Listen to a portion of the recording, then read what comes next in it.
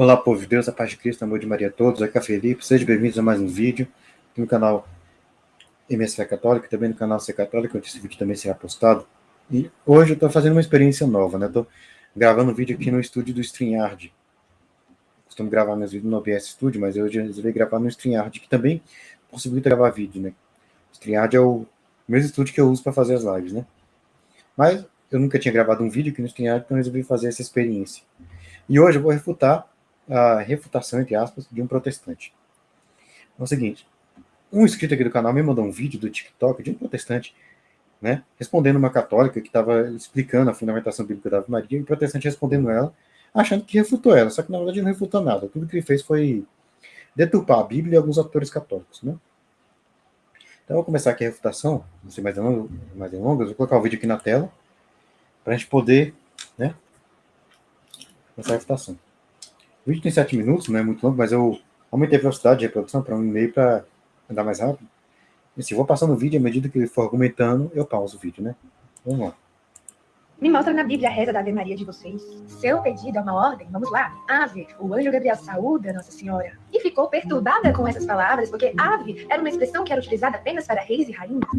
Sinto muito em te dizer, mas a palavra ave não era direcionada para reis ou rainhas. A palavra ave é um termo derivado do latim, que significa saúde ou salve. Mas no grego, que é o idioma original do Novo Testamento, é usado kekaritomene, que significa aquele que recebeu uma graça. E esse termo também é derivado da palavra grega charis, que significa apenas graça. Pode ser também que o anjo Gabriel tenha usado apenas o shalom, que era um costume judaico, né, de se saudar. Então, primeiro, o cara afirma que o ave, o anjo usa, não é uma saudação para reis e rainhas. Ele confunde o ave com quecharitomene. O ave é do latim, só que no grego não é quecharitomene, é chaire. Quecharitomene corresponde ao gratia plena, cheia de graça, plena da graça. Ele fala que o quecharitomene significa aquele que recebeu uma graça, mas não é isso. Eu vou explicar mais adiante o que significa o quecharitomene. Primeiro, vamos agora focar no ave. Ele disse que não é uma saudação de reis e rainhas, eu vou mostrar que é. Então vamos lá. São Jerônimo, quando traduziu para o latim, colocou ave gratia plena. Eu acho que São Jerônimo entendi de grego, então se ele colocou ave gratia plena, traduzido do grego para o latim dessa maneira, ele está indicando que, de fato, o chaire do grego corresponde ao latim ave. Muito bem. Essa saudação era sim usada para reis e rainhas. No caso, era usada para o imperador romano. Então o registro dela, na verdade, era uma saudação usada para o imperador romano, era uma saudação imperial. Veja, o historiador romano pagão Suetônio, na sua obra Vida dos 12 Césares, Suetônio foi praticamente contemporâneo dos apóstolos. Ele nasceu por volta do ano 69 depois de Cristo e morreu por volta do ano 141. Na sua obra Vida dos 12 Césares, ele escreveu o seguinte: é uma obra que ele narra a vida dos 12 primeiros imperadores romanos, começando com Júlio César, que é tido como primeiro imperador na época, até, se não me engano, acho que é Nerva, o último, que foi o imperador do primeiro século também, né? Ou penúltimo, enfim, um dos últimos imperadores do primeiro século. Na parte que ele fala de Cláudio, do imperador Cláudio, no capítulo 21, verso 6, ele narra o seguinte: o texto aqui está meio estranho porque é uma tradução do Google, né? Do inglês para o português. Então não ficou muito bem traduzido, mas diz o seguinte, eu vou ler só um trecho, não vou ler tudo. Se quiser, pausa o vídeo e lê o resto. Mas quando os combatentes gritaram: Ave, imperador, aqueles que estão prestes a morrer te saúdam. E que ele respondeu: ou não. E depois de tudo isso, eles se acusaram a lutar, afirmando que eles tinham sido perdoados. Então aqui tem um registro no historiador pagão do século I, atestando o uso dessa saudação ave para o imperador romano.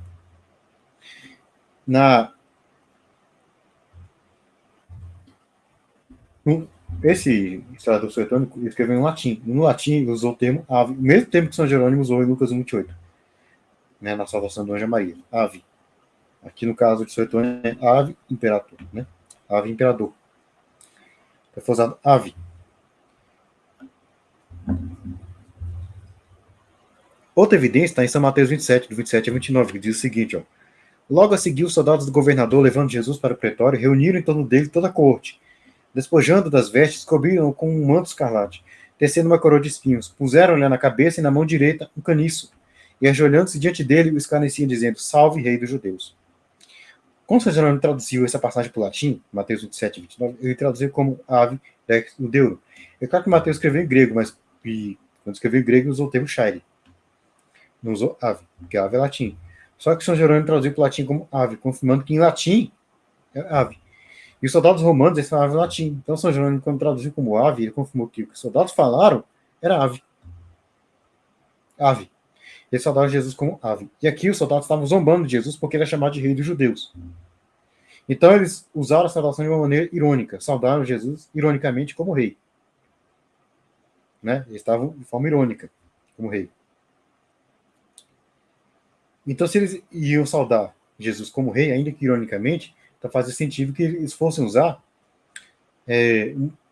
uma saudação que fosse digna de um rei. E qual era a saudação que eles conheciam que era digna de um rei? Ave, que era a saudação usada pelo imperador. Entendeu? Por isso que eles usaram ave. Então aqui tem mais uma evidência. A ave, uma saudação de rei e rainha, saudação romana. Tudo bem, vamos voltar para o vídeo. Já está refutado essa primeira parte. A ave é a saudação de rei e rainha, sim.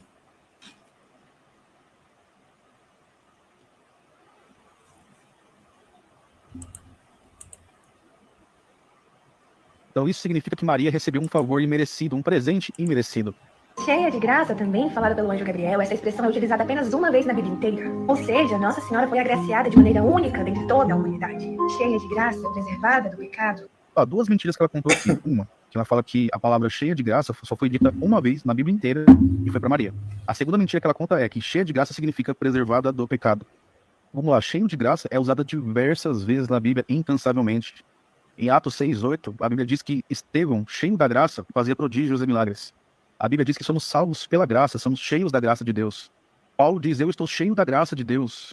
A Bíblia também diz que Deus resiste aos soberbos e concede graça aos humildes.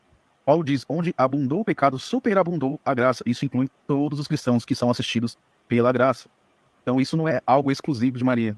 Segundo, ser cheio de graça não significa ser preservado do pecado. Eu não entendi essa inferência que ela fez. Ser cheio da graça é receber algo, um favor imerecido. Vou minimizei.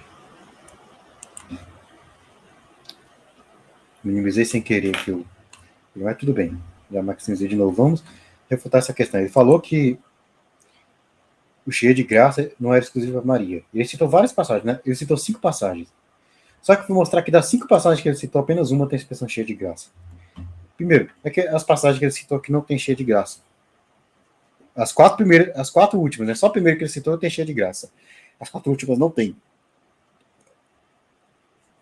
Aqui, ó. Efésios 2, 8 e 9. Porque pela graça sois salvos mediante a fé. Isso não vem de vós, é dom de Deus, não de obras para que ninguém se glorie. Não tem cheia de graça aqui. 1 Coríntios 15, 10.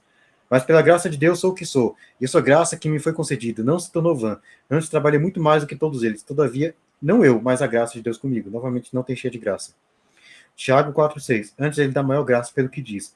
Deus resiste aos soberbos, mas dá graça aos humildes. Novamente, não tem cheia de graça. Romanos 5,20. Sobreveio a lei para que avultasse a ofensa. Mas onde abundou o pecado, sobreabundou a graça. Novamente, não tem cheia de graça. A única passagem que ele citou que tem cheia de graça é Atos 6,8. A primeira passagem que ele citou. Estevão cheio de graça e poder fazer prodígios e grandes sinais entre o povo. Aqui eu estou citando a tradução Almeida, revista atualizada, a tradução protestante. Estou usando como recurso apologético, sempre bom lembrar. Católico lê Bíblia católica. Bíblia protestante não serve para o crescimento espiritual do católico. Estou usando unicamente como recurso apologético para mostrar que não precisamos adulterar a Bíblia para defender a nossa fé. Então, vejam. Estevão é dito cheio de graça. Em algumas traduções vai aparecer cheio de fé. No grego, o termo que é usado é esse aqui, ó, pleris charito. Está aqui o texto grego segundo o Codex Sinaiticus, que é um dos manuscritos mais antigos do grego que a gente tem, do grego do Novo Testamento, do ano 330 depois de Cristo. Está aqui, pleris charitos, é o termo usado. É o mesmo termo usado em João 1,14. E o verbo se fez carne e habitou entre nós, cheio de graça e de verdade. E vimos a sua glória, glória como filho unigênito do Pai. Termo pleris charitos. Aqui fala de Jesus nessa passagem de São João. E não é o mesmo termo que é usado em Lucas 28 para Maria. E entrando o anjo onde ela estava, disse, alegra-te, muito favorecida. Na verdade, é cheia de graça. O Senhor é contigo. No grego está kecharitomene. Kecharitomene. Não é o mesmo termo. Então já dá para desconfiar que significa coisas diferentes. Por exemplo, o mesmo Lucas que escreveu Atos 6,8, escreveu Lucas 28. E nas outras passagens usou termos diferentes. Se ele quisesse expressar a mesma coisa, ele usava o mesmo termo. Se ele usou termos diferentes, é porque São Lucas não quis expressar a mesma coisa. Porque o cheio de graça de Maria não é o mesmo cheio de graça de Mateus, não é a mesma coisa. Então o que significa? Em João 14, diz que o verbo fez carne e habitou entre nós, cheio de graça de verdade. Ou seja, essa expressão cheia de graça de verdade se refere ao modo como o verbo fez carne e habitou entre nós, né? Ou seja, ele habitou entre nós, ele se fez carne e habitou entre nós, estando cheio de graça de verdade. Então, aqui se refere ao estado do nosso Senhor Jesus Cristo, quando ele se encarnou. É lógico que Jesus Cristo sempre foi, sempre será cheio de graça, pleno da graça, porque ele é Deus. Mas, enfim, cheio de graça de verdade. Mas aqui se refere ao estado atual. E a expressão é a mesma usada em Atos 6,8. Então, eu posso deduzir por isso que em Atos 6,8 também se refere ao estado atual. Quando diz que Estevão estava cheio de graça aqui em Atos 6,8, é estado atual. Estava cheio de graça naquele momento. Mas não quer dizer que ele sempre foi, sempre será cheio de graça. Que é o sentido do queixaritomene que eu vou explicar aqui. Queixaritomene vem do grego charitou, que quer dizer agraciado, ou está de graça, né? Aqui é a concordância de Strong 5.487, termo charitou. Esse termo no Novo Testamento só aparece em 2 passagens. Lucas 1,28, que é o queixaritomene para Maria, em Atos 1,7, que está em Atos 1,6, que está em outra forma. Está aqui marcado com retângulo, né? Está na forma echaritosen, que não é queixaritomene, então é outro sentido, diferente do queixaritomene, é outra flexão, outro sentido. Então, como queixaritomene, só para Maria, a única criatura humana a qual aparece queixaritomene na Bíblia. Até tem uma outra passagem onde aparece o termo queixaritomene, que é Eclesiástico 18:17. Só que ali, através de uma exegese que a gente faz, a gente vê que se refere a Jesus Cristo. Eu não vou entrar nesse detalhe aqui, mas se quiser entender o texto de Eclesiástico, vou deixar um link aqui na descrição de um vídeo do apologista católico Cláudio Campos, que ele explica isso mais detalhadamente, e mostra que ele se refere a Jesus Cristo. Então, o que acontece? Fora Jesus Cristo, só Maria é tratada como queixaritomene em toda a Bíblia. O que significa queixaritomene? Primeiro que eu mostrei aqui que é um particípio passivo perfeito, o queixaritomene. Então, o que quer dizer um particípio passivo perfeito no grego? Aqui eu vou pegar aqui uma gramática do grego protestante. O nome da gramática é Noções do Grego Bíblico, Gramática Fundamental. Está no capítulo 24, né, número 2, 3 e capítulo 26, número 1. Tem esse texto aqui, ó. Um particípio passivo perfeito designa de acordo com a sua espécie de ação um estado resultado de um acontecimento anterior que geralmente coexiste com o conteúdo do verbo principal, isto é, simultâneo e coincidente. O tempo perfeito no grego é um tempo de características peculiares que não encontra correspondência exata em nossa língua. Expressa o estado atual, que geralmente é resultado de um acontecimento do passado. A espécie de ação do perfeito combina a ação pontilhar com a durativa, como se fosse uma combinação do aoristo com o presente. Graficamente, pode ser... Aoristo é outro tempo verbal do grego que não existe no português. Não vem ao caso de entender o que significa, né?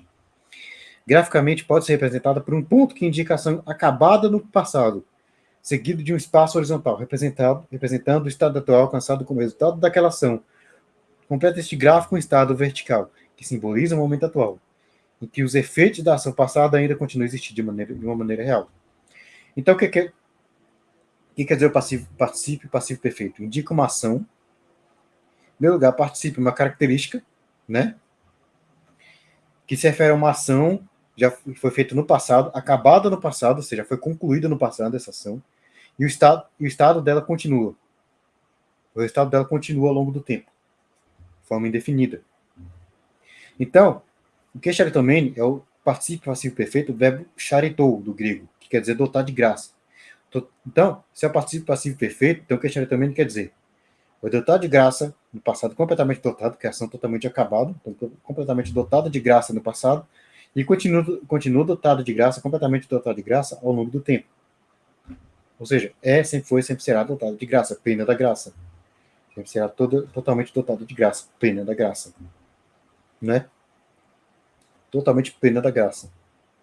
E Maria foi feita plena da graça desde o primeiro instante da sua concepção. Por quê? Porque ela não foi planificada de graça para que ela fosse purificada dos pecados após a queda. Para que ela fosse perdoada de pecados, porque isso seria impossível. Porque o perdão dos pecados só se tornou possível após a morte de Cristo no Calvário. O autor de Hebreus fala em Hebreus capítulo 9, não me recordo o versículo, mas ele diz lá que sem derramamento de sangue não há perdão. No capítulo 10, versículo 4, o autor de Hebreus diz que o sacrifício de animais não perdoa pecados. Então, o perdão dos pecados só acontece a partir do sacrifício de Cristo. Então, Maria já era plena de graça, Cristo era também, antes do sacrifício de Cristo. Então, só pode ter sido plenitude de graça para preservá-la de todo pecado. Ela foi preservada de todo pecado. Ou seja, ela era realmente imaculada. Tanto que a Bíblia de Jerusalém, que é uma tradução feita por católicos e protestantes, portanto, o texto e as notas de rodapé têm o aval de exegetas protestantes. Na nota de rodapé referente a Lucas 28 diz o seguinte, está na página 1787 da Bíblia de Jerusalém, nota G. Cheia de graça, literalmente, tu que foste, permanece repleto de favor divino. Então, cheia de graça não significa. Então, cheia de graça, o que também não significa apenas aquele que recebeu uma graça, não. Quer dizer aquele que sempre foi, sempre será repleto do favor divino. Romanos 6, 1 e 2, 14 e 15. Vai mostrar que Queixaritomene, se Maria Queixaritomene, ela é imaculada. Que diremos, pois? Permanecemos no pecado para que seja a graça mais abundante? De modo nenhum. Como viveremos no pecado, ainda no pecado, nós, os que para ele morremos? Porque o pecado não terá domínio sobre vós. Pois não estáis debaixo da lei, sim da graça. E daí, havemos de pecar porque não estamos debaixo da lei, sim da graça? De modo nenhum. Então, São Paulo é claro ao dizer, não tem como estar no pecado e na graça ao mesmo tempo. Então, uma mulher que sempre foi e sempre será plena da graça, ela não pode ter estado em pecado em algum momento da sua vida. Tem que ter sido sempre imaculada. Por isso, preservada do pecado desde o instante da sua concepção. E foi essa conclusão que chegou também São Gregório e Taumaturgo, e viveu no século III, antes de Constantino, ano 213 a 270, o tempo que ele viveu. Na sua primeira homilia sobre a Anunciação de Santa Virgem Maria, ele escreveu o seguinte: apropriadamente, portanto, o anjo disse a Maria, Santa Virgem, antes de tudo: salve tu que és muito favorecida, o Senhor é contigo, na medida em que com ela foi depositado todo o tesouro da graça. Salve tu que és totalmente favorecida, o nascer do sol racional, a flor imaculada da vida. Então ele diz que Maria estava todo o tesouro da graça de Deus, ou seja, a plenitude da graça de Deus, e ele chama Maria de flor imaculada da vida, ou seja, ele concluiu, não conseguiu concluir, da plenitude da graça de Deus que estava em Maria, que ela era imaculada. Né? Referência que o protestante não conseguiu fazer, mas São Gregório Taumaturgo conseguiu. Então, vou botar agora o vídeo para a gente poder continuar, né?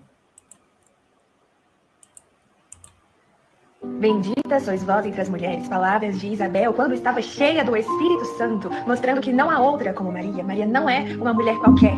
Imagine quando ela descobrir que Deus disse para Abraão que todas as nações serão bem-aventuradas, benditas por causa dele.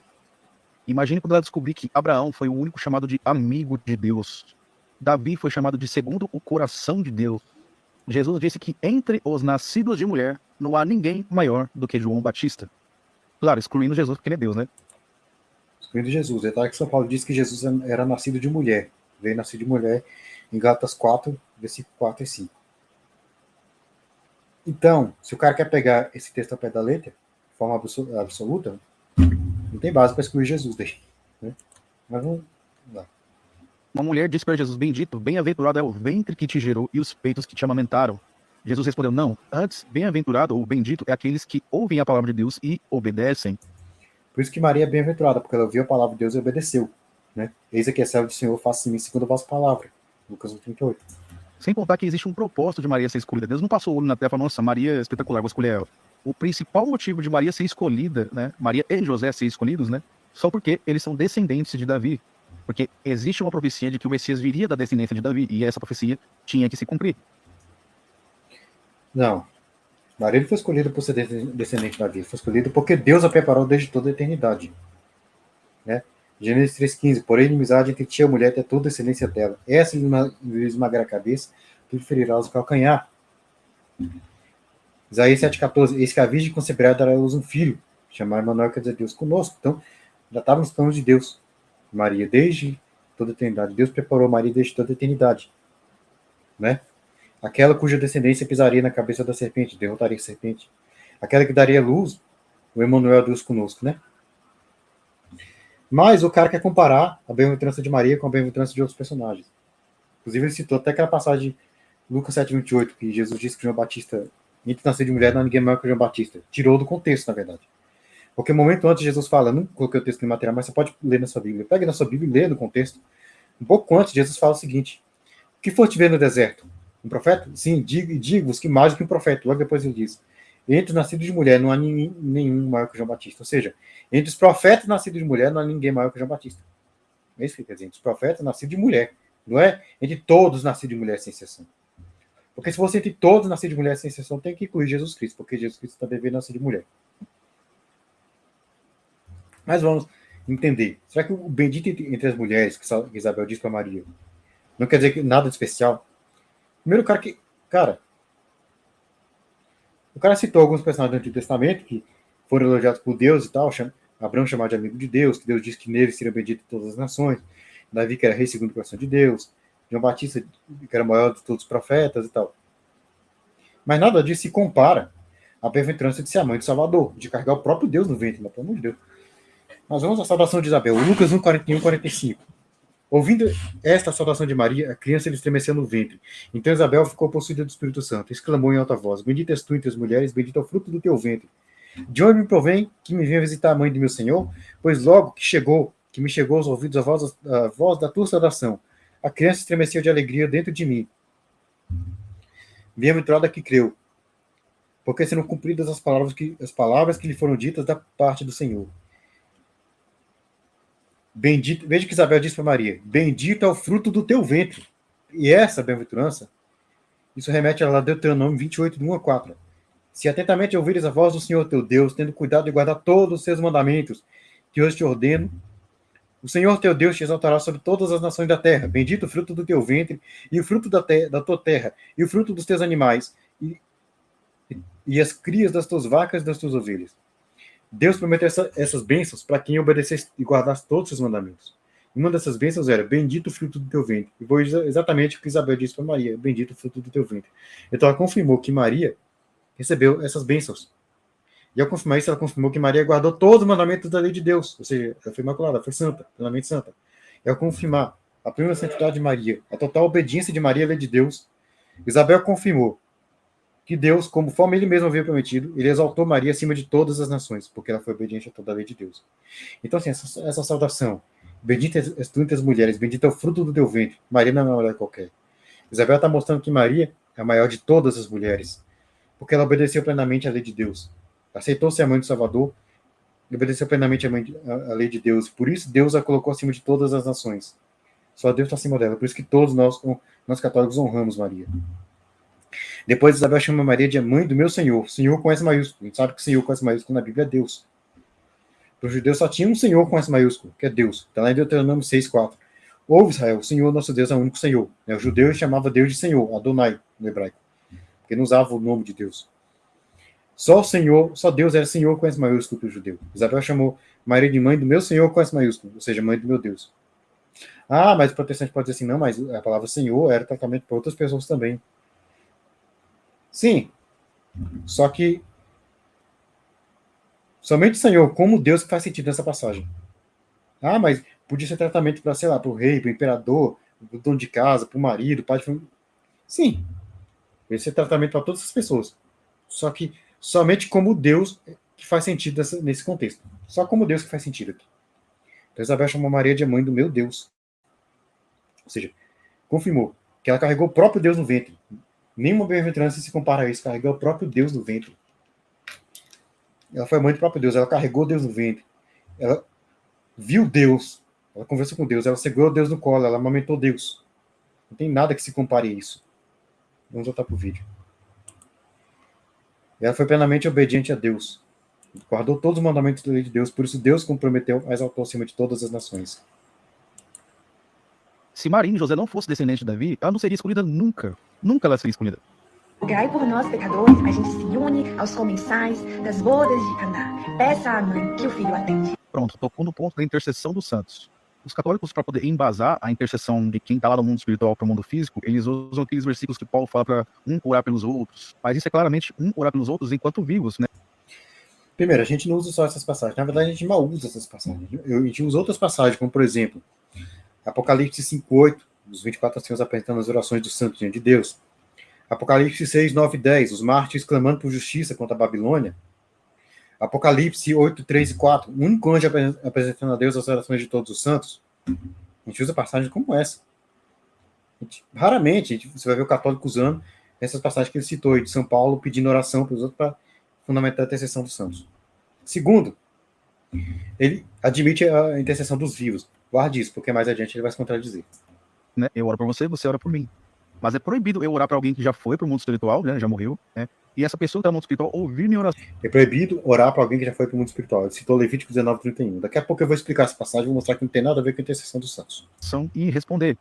Aí teríamos que rasgar 1 Timóteo 2,5, onde a... Não tem que rasgar 1 Timóteo 2,5. Vou mostrar que, na verdade, o que tem que fazer é entender a passagem corretamente. Um só Deus e um só mediador entre Deus e os homens. Sim, mediador de salvação, não de oração.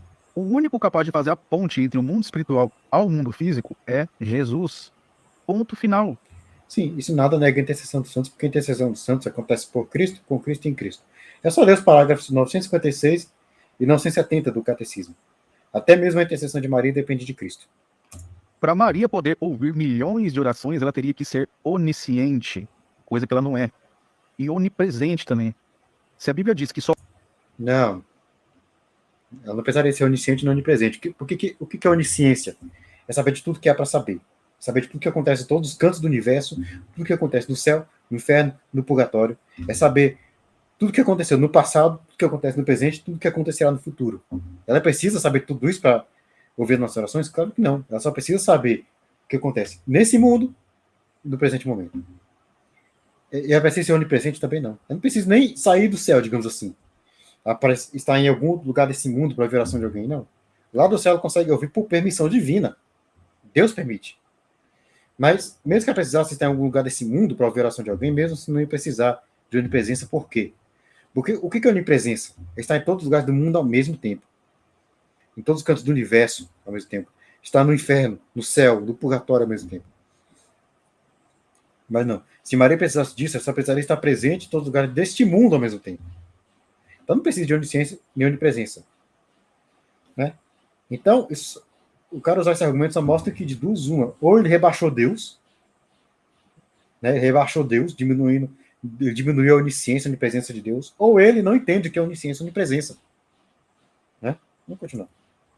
Só há um que pode fazer a mediação entre Deus e os homens. Por que vocês colocam outros mediadores? Só um que pode fazer a mediação, mas mediação de salvação, não é de oração, não. O desafio é mostrar onde está dizendo que é mediação de oração.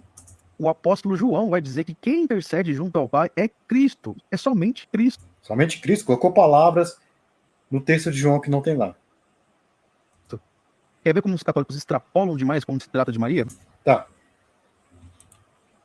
Vamos, né, responder toda essa questão que ele colocou sobre a intercessão dos santos. Ele devia passar tudo para poder...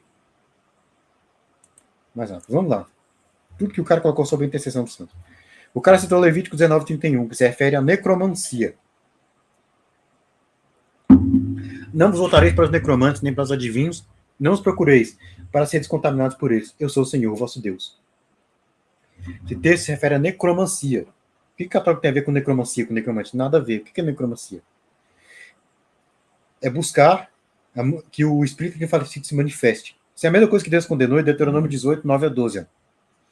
Quando entrares na terra que o Senhor teu Deus te der, não aprenderás a fazer conforme as abominações daqueles povos. Não se achará entre ti quem faça passar pelo fogo seu filho ou sua filha. Nem adivinhador, nem prognosticador, nem agoureiro, nem feiticeiro, nem encantador, nem necromante, nem mágico, nem quem consulte os mortos. Pois todo aquele que faz tal coisa é abominação ao Senhor. E por essas abominações o Senhor, teu Deus, os lança de diante de ti.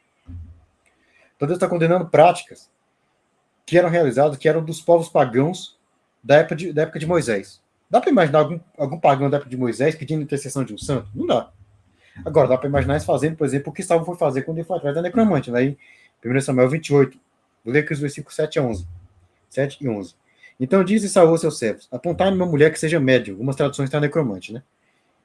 Para que me encontre com ela e a consulte. Disseram os seus servos: há uma mulher em Endor que é médium. Então ele disse, aqui já um pouco depois desse momento que Saul pede para achar uma necromante, né? Então ele disse à mulher, está dizendo para Saul, né? Quem tiver subir? Respondeu ele: faze-me subir, Samuel. Então, perceba, Saul foi atrás de uma mulher para que ela fizesse um ritual para que o espírito de Samuel se manifestasse. Isso é necromancia. Para confirmar, vou trazer aqui necromancia, conceito de necromancia segundo uma fonte espírita e uma fonte protestante. Primeira fonte espírita. Está num site chamado Portal Luz Espírita, né? Tem uma enciclopédia espírita online. Necromancia é conhecido como a arte de fazer adivinhação através da comunicação com os mortos. São os espíritos encarnados. Comunicação com os mortos na crença espírita é o seguinte: é a capacidade de os desencarnados, também chamados de mortos, entrarem em contato com os chamados vivos, os encarnados, para os impressionar, transmitir mensagens ou dialogar com estes. Ou seja, o que é a necromancia segundo o site espírita? É a busca de... é a arte, é a prática de buscar que o espírito de falecido se manifeste, para que ele converse, dialogue, se comunique com o vivo. Isso é necromancia. Fonte protestante agora, dicionário bíblico, Wycliffe, página 1366. Verbete necromante, explica o que é necromante. Esse termo, de origem grega, quer dizer aquele que invoca, dicionário protestante, aquele que invoca espíritos para revelar o futuro. Isso é o significado de necromante. Essa palavra ocorre em Deuteronômio 18, 11, de 1 Crônicas 10, 13, em algumas versões. O único exemplo de necromancia que aparece na Bíblia é a experiência de Saul, 1 Samuel 28, que ele vai atrás da necromante de Endor para evocar o espírito de Samuel. Então, o que é necromancia? É o que aconteceu. O que é necromancia? O que Deus proibiu, em Levítico 19, 31, Deuteronômio 18, 9 a 12, é aquilo que Saul foi fazer quando ele foi atrás do necromante. Ou seja, é buscar que o espírito de falecido se manifeste neste mundo. E não tem nada a ver com a intercessão do santo, porque quando o católico reza para um santo, ele não está pedindo que o espírito do santo se manifeste neste mundo. Neste mundo não tem nada a ver. São coisas totalmente distintas. Ele está pedindo simplesmente que o santo intercede, leve a sua oração até Deus. Então, Deus proíbe a necromancia, não a prática de pedir oração, de pedir intercessão dos santos. Aliás, não tem nenhuma passagem da Bíblia que proíbe pedir intercessão dos santos. Depois o cara citou 1 Timóteo 2,5. Ele falou que tem que rasgar 1 Timóteo 2,5 da Bíblia, se a intercessão dos santos fosse verdade. Cara, não tem que rasgar, tem que entender o texto corretamente. Vamos entender, então, o que esse texto diz? Diferente do que o cidadão fez, eu vou ler o texto no contexto. Antes de tudo, pois, exorto que se usa a prática das súplicas, orações, intercessões, ações de graças em favor de todos os homens, em favor dos reis e de todos que se acham investidos de autoridade, para que vivamos uma vida tranquila e mansa, com toda piedade e respeito. Por contar um só Deus, um só mediador entre Deus e os homens, Cristo Jesus, homem. Protestante só lê até aqui. Só lê da parte que fala, por contar um só Deus, mediador entre Deus e os homens, até onde fala Cristo Jesus, homem. Só essa parte que o protestante lê. O qual, a si mesmo, se deu resgate por todos. Testemunho que se deve prestar em tempos oportunos. Primeiro, Samuel ensina a interceder uns pelos outros. Que é a intercessão dos vivos, que o próprio protestante admite. Então, assim, os vivos podem interceder uns pelos outros? Então, Cristo não pode ser um mediador de oração. Se eu rezo por uma pessoa, eu estou sendo mediadora de oração entre essa pessoa e Deus, intermediário. Quando uma pessoa viva intercede por outra, ela está sendo intermediária entre essa pessoa e Deus. Quando o protestante chega no pastor e fala, pastor, ora por mim, ele pede a intercessão do pastor, o pastor está sendo intermediário de oração, mediador de oração entre essa pessoa e Deus. Então, se os vivos intercedem, Cristo não pode ser o único mediador entre Deus e os homens. Então, que mediação é essa? É a mediação da salvação. É só ver o que São Paulo fala. Logo a seguir, não podemos cortar o texto. Logo depois que São Paulo diz Cristo Jesus, homem, observem, qualquer tradução que você for pegar, não existe ponto final, interrogação, exclamação, não. Ou não tem ponto nenhum, ou tem uma vírgula. Ou seja, a frase não termina depois da palavra homem, continua. Por conta, um só Deus, um só mediador entre Deus e os homens, Cristo Jesus, homem, o qual a si mesmo se deu em resgate por todos. Ou seja, o único mediador entre Deus e os homens é Cristo Jesus, o homem que se deu resgate por todos. Isso indica que está falando de mediação de salvação. Se fosse mediação de intercessão, faria muito mais sentido São Paulo dizer o seguinte: há um só mediador entre Deus e os homens, Cristo Jesus, homem, o qual intercede por nós diante de Deus. Mas não foi isso que ele escreveu. E o autor de Hebreus confirma, corrobora que se trata de mediação de oração, de salvação. Portanto, se o sangue de bodes todos e a cinza de manovilhas aspergidos sobre os contaminados santificam, quanto à purificação da carne, muito mais o sangue de Cristo, que pelo Espírito eterno a si mesmo se ofereceu sem mácula a Deus, purificará a nossa consciência das obras mortas para servirmos ao Deus vivo. Por isso ele é mediador da nova aliança, a fim de que, intervindo a morte, para a remissão das transgressões que havia sob a primeira aliança, receba a promessa da da eterna herança àqueles que têm sido chamados. Ou seja, o autor de Hebreus está dizendo que Cristo se ofereceu a si mesmo sem mácula para a nossa salvação, e por isso ele é mediador da nova aliança, porque ele se ofereceu a si mesmo. São Paulo fala que o único mediador é Cristo Jesus, o homem que se deu em resgate por todos. Então, é a mesma mediação. É os mesmos termos, as mesmas expressões, a mesma mediação. Cristo é o único mediador da nova aliança, a fim de que, intervindo na morte para a remissão das transgressões, a gente receba a herança eterna. Ou seja, o único mediador, porque ele se entregou em resgate por todos. Ele é mediador porque se entregou em resgate por todos. Então, essa mediação de Cristo é a mediação da salvação. É a mesma mediação que São Paulo fala. A mediação que Cristo exerce porque ele se deu resgate por todos. Ou seja, a mediação da salvação, não a mediação de oração. O cara fala que Maria precisaria de atributos divinos para ouvir ações. Mentira. Veja lá, Jeremias 31, 15 a 16. Assim diz o Senhor, ouve-se um clamor em Ramá, pronto e grande lamento. Era Raquel chorando por seus filhos, inconsolável por causa deles, porque já não existem. Assim diz o Senhor, reprime a tua voz de choro e as lágrimas de teus olhos, porque há recompensa para as tuas obras, diz o Senhor, pois teus filhos voltarão para a terra do inimigo. Então o profeta diz que ele tem essa visão de Raquel, que era mãe de José do Egito, que já estava morta há séculos na época de Jeremias, chorando e clamou por seus filhos, que no caso era descendente de Benjamim. Porque Raquel foi mãe de Benjamim, que deu origem à tribo de Benjamim, que foi parte do reino de Judá. Então ela estava chorando, clamando por eles, vários deles. Ela precisou de onipotência, de onisciência, de onipresença para isso? Não. Daniel 12:1. Nesse meio tempo se levantará Miguel, o grande príncipe, defensor dos filhos do teu povo. Haverá tempo de angústia, como nunca houve, desde que houve nação até aquele dia. Mas naquele tempo será salvo o teu povo. Todo aquele que for achado escrito no livro. Daniel diz que Miguel era o grande príncipe, defensor dos filhos do teu povo. De vários. Será que São Miguel Arcanjo precisou de onisciência e onipresença para isso? Não. Apocalipse 8, 3 e 4. E veio outro anjo e ficou de pé junto ao altar, com incensário de ouro. Foi-lhe dado muito incenso para oferecer consagrações de todos os santos sobre o altar de ouro, que se acha diante do trono. E da mão do anjo subiu a presença de Deus a fumaça do incenso com as orações de todos os santos. O único anjo apresentou a Deus as orações de todos os santos. Ele precisou ser onisciente, onipresente para isso? Não. 1 João 2:1. O cara colocou palavras no texto de São João. Ele disse que São João disse que só Cristo intercede. Não foi isso que São João escreveu. Ele escreveu o seguinte: filhinhos meus, essas coisas vos escrevo para que não pequeis. Se todavia alguém pecar, temos magistério junto ao Pai, Jesus Cristo justo. Temos magistério, aliás, temos um advogado junto ao Pai, Jesus Cristo justo. Veja que São João falou, temos um advogado, e não somente um advogado. O protestante tem uma mania de enfiar a palavra somente onde não existe, né? O primeiro que fez isso foi Lutero. Que lá em Romanos 1,17 diz que o justo viverá pela fé e acreditou a palavra somente. O justo viverá somente pela fé, para pregar o salva fide. O protestante lê 2 Timóteo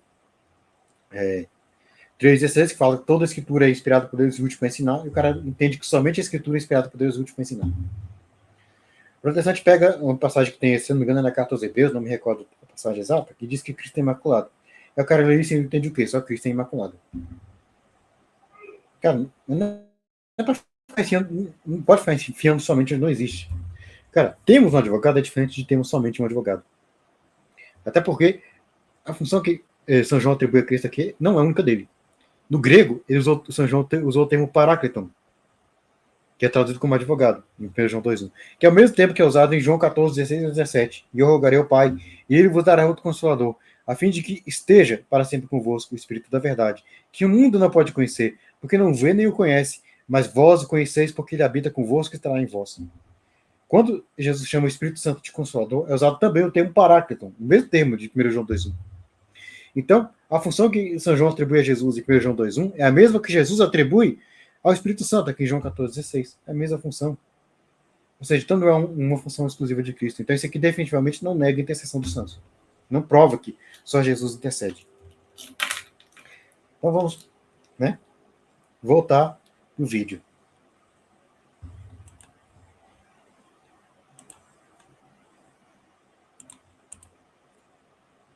Eu vou colocar aqui alguns autores, né, principalmente santos canonizados, e vou deixar a fonte aqui. Ó, Afonso de Ligório, ele foi canonizado pela Igreja Católica, portanto ele é um santo da Igreja Católica.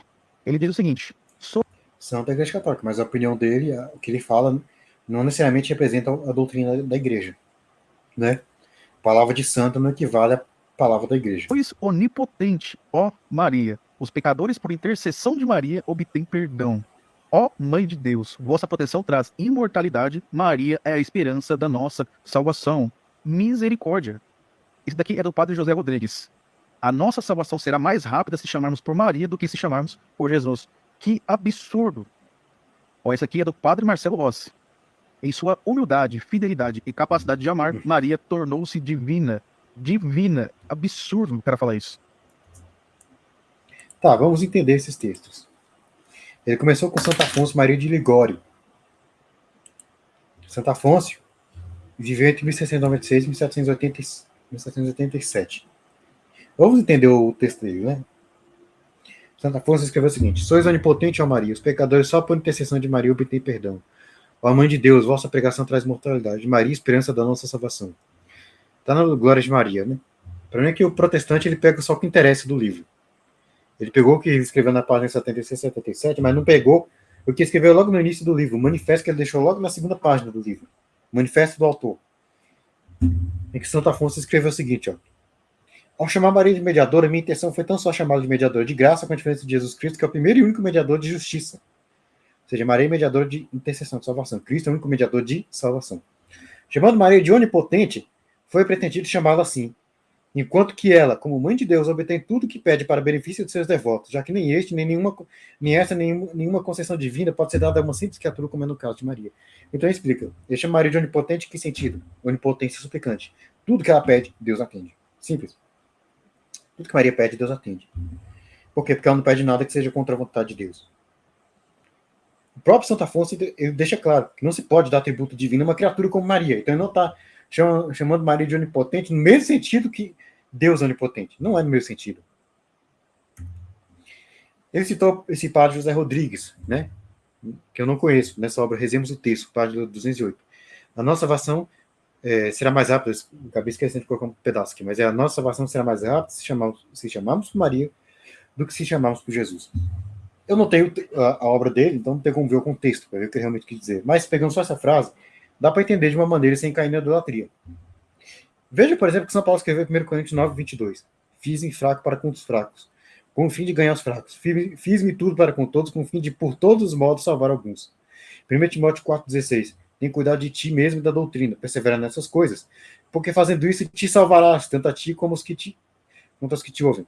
São Paulo dizendo que se esforçou, fez tudo para todos para salvar alguns, e dizendo para Timóteo perseverar na doutrina e nas virtudes, para salvar ele mesmo e os que o ouvem. Será que São Paulo está colocando ele e Timóteo no lugar de Deus? Pergunta. Se o que esse padre José Rodrigues falou é absurdo, por que o que São Paulo falou nessas duas passagens não seria absurdo?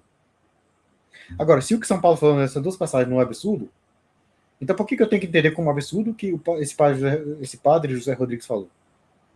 Quando São Paulo diz que ele tentou salvar alguns, e falou para Timóteo salvar, né, pela perseverança nas virtudes e tudo mais, o que ele quer dizer? Que ele e Timóteo deviam ser instrumentos para a salvação de Deus. Ou seja, instrumentos que Deus usaria. Por meio do seu exemplo, por meio da santidade, do seu exemplo de santidade, da sua intercessão, né, ele tirasse as almas do pecado e trouxesse essas almas para o caminho certo, o caminho do céu, de Deus. Então, Maria, a gente pode dizer que Maria nos salva, em que sentido? Em que sentido Maria é a esperança da nossa salvação, como diz Santo Afonso Maria de Ligório? No sentido que ela intercede por nós. Primeiro que ela é a esperança da nossa salvação, porque o exemplo de santidade que ela nos deixou nos ajuda a ser santos, nos mostra o caminho, nos leva para o caminho da salvação. Segundo, porque ela intercede para que a gente alcance a graça de ser santo e ser salvo. Quando esse padre, José Rodrigues, diz que a nossa salvação vai ser mais rápida se a gente chamar por marido do que se a gente chamar por Jesus, ele está dizendo o seguinte, ele pode entender da seguinte maneira: intercessão. Porque é mais fácil, muito mais fácil, uma intercessão de Maria ser ouvida do que uma oração direta nossa. É isso que ele quer dizer. Muito mais fácil Jesus ouvir uma intercessão de Maria do que uma oração direta nossa. Entendeu? É isso que ele quer dizer. Ele não está dizendo que ela é autora da salvação, ele está colocando ela como meio da salvação pela sua intercessão. Depois ele citou o padre Marcelo Rossi, nessa obra Aprendendo a Dizer Sim com Maria, página 7. Em sua humildade, fidelidade e capacidade de amar, Maria tornou-se divina. Também, novamente, não tem obra, não tem o contexto. Mas, veja que eu coloco aqui, não precisamos entender como uma idolatria, como se estivesse colocando Maria como equiparando Maria a Deus. Por quê? Tornou-se divina. Ora, Deus também, de uma certa forma, tornou Moisés divino, lá em Êxodo 7:1. Então disse o Senhor a Moisés: vê que te constitui como Deus sobre o farol, e Arão, teu irmão, será teu profeta. E lá em 2 Pedro 1, 3 e 4, Deus diz que todas São Pedro diz, todas as coisas conduzem à vida e à piedade pelo conhecimento completo daquele que nos chamou para a sua própria virtude, pelas quais têm sido doadas suas preciosas e muito grandes promessas, para que por elas nos torneis participantes, coparticipantes da natureza divina. Então, São Pedro diz que nos tornamos participantes da natureza divina por meio quando a gente pratica as virtudes, nossas virtudes pela santidade. Ou seja, se nos tornamos participantes da natureza divina, nos tornamos, de certa forma, divina. Então, o Padre Marcelo Rossi diz que Maria, sua humildade, fidelidade e capacidade de amar, se tornou divina. Ou seja, porque por ela ser humilde, fiel e capaz de amar, ela reflete em si a glória de Deus. Moisés era divino porque ele era um Deus ao faraó, porque nele o poder de Deus se manifestava ao faraó.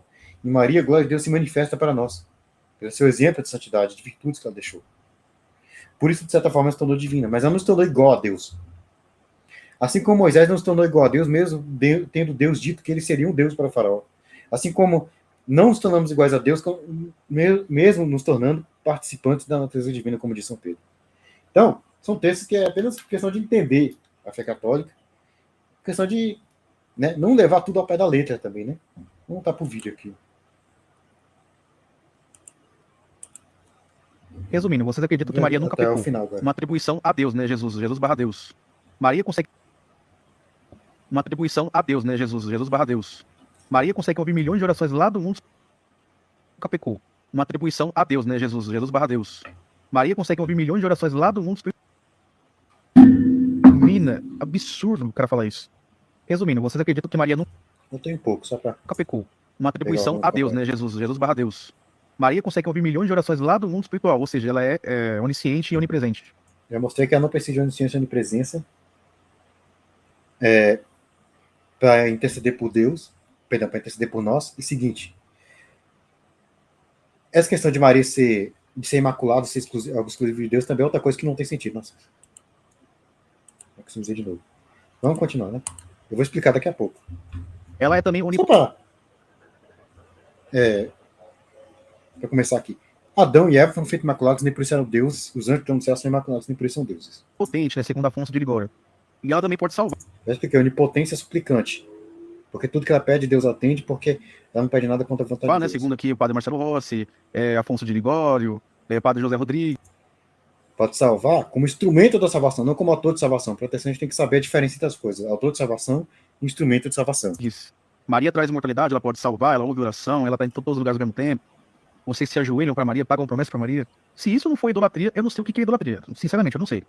Você realmente não sabe o que é idolatria. Você acabou de mostrar que não sabe o que é idolatria. Vamos terminar logo, né? Então, vamos lá. Ser imaculado é exclusivo de Deus? Não. Em Judas 24, 25, Judas diz que, né, Deus é poderoso para nos guardar, né, para nos guardar de tropeços, para vos apresentar com exultação imaculado diante de sua glória. Então Deus tem poder para nos preservar de toda queda e nos apresentar imaculado. Deus tem esse poder.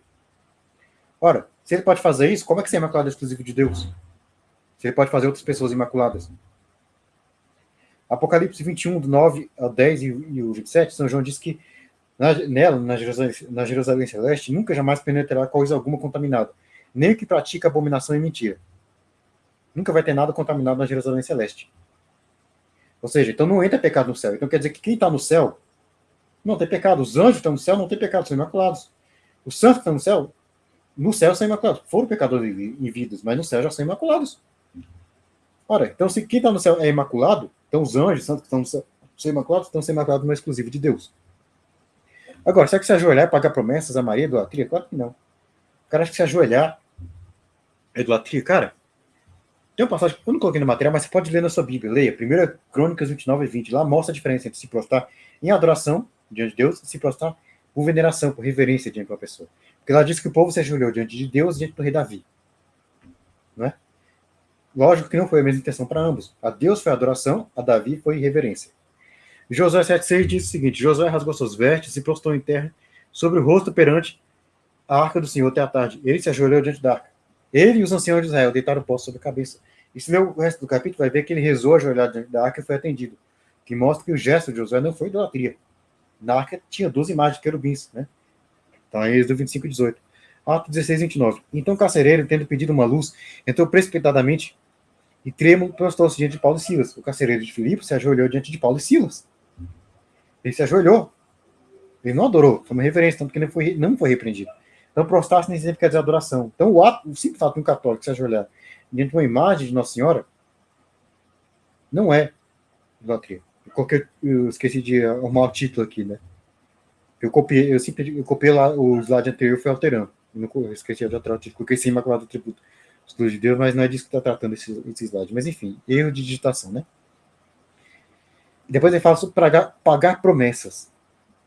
Cara, quando o católico paga uma promessa, ele está agradecendo ao santo, porque o santo, por sua intercessão, concedeu uma graça.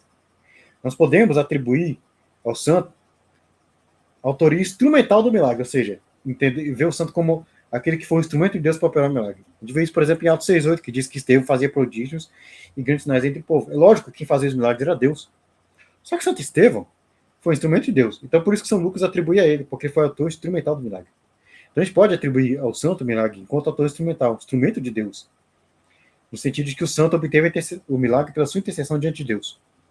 E assim, nesse sentido, a gente pode agradecer o milagre que o santo fez e pagar uma promessa de agradecimento a isso. O Catecismo Maior de São Pio X, questão 342, diz o seguinte: quando dizemos que um santo concedeu uma graça, queremos dizer que esse santo obteve de Deus aquela determinada graça. Então, quando a gente diz que o santo obteve uma graça, a gente está dizendo que ele intercedeu por nós, e pela sua intercessão, pela intercessão daquele santo, Deus nos atendeu. Então, é isso, né? Pagar promessa é simplesmente agradecer ao santo pela sua intercessão. É isso que eu queria falar aqui hoje. A gente ficou um pouco longo, mas é necessário, né? Foi necessário. Espero que tenha ficado claro, né? Se você gostou, dê seu like aqui no MSF Católico e na C Católica. Se inscreve nos dois canais, MSF Católico e na C Católica, se não for inscrito. Compartilhe esse vídeo. Ative o sino das notificações nos dois canais, MSF Católico e na C Católica, se não tiver ativado.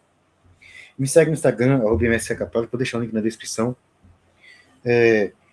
Se inscreva nos outros canais católicos, tem o AC Católica, que eu já falei, tem o Bate-Papo Católico do Simplício, do Pedro Henrique, Informação Católica do Mateus, tem o canal do Robson, 2.0 do Robson, tem o Hora do Macabeus, do Cris Macabeus, tem o Inquisição Online, que é o canal antigo do Robson, tem o Escatologia Preterista, que é o novo canal do Cris do Robson, tem o Cláudio Campos, tem o missionário Daniel Silveira, o Cláudio Campos leva o nome dele, né? Tem o Pregador Eudes Duarte. Se inscreva, né? Compartilhe, ajude a divulgar. E é isso, né? Paz e bem a todos. Salve Maria Santíssima. Viva Cristo Rei. Fico por aqui. Até a próxima e tchau.